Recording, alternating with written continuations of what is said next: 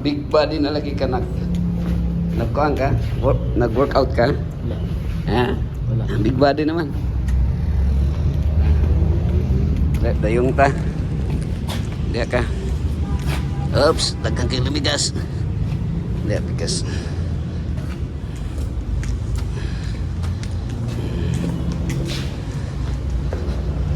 Ay, sige.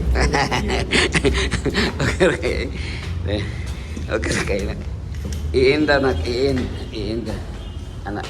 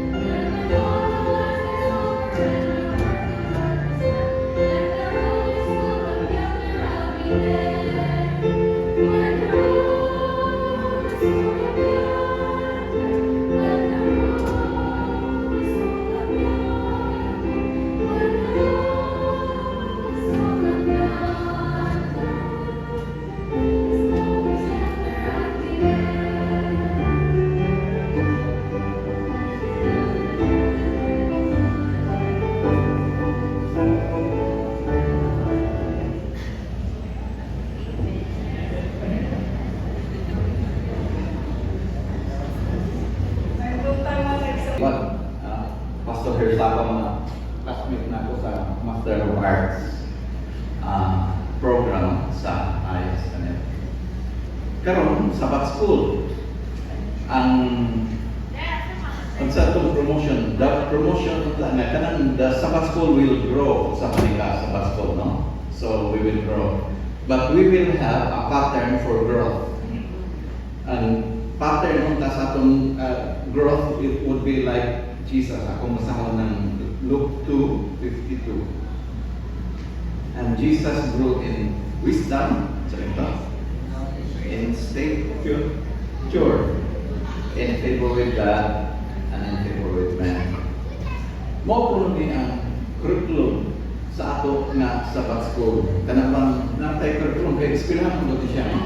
Kung wala naman growth good, if there is number na po there is eating Pastor Chiret Rabaya. So, okay. If there is no growth, there is death. Kung di naman tubo, patay. So, kinanglan ginuta na ang ako sa Sabbath School magtuto.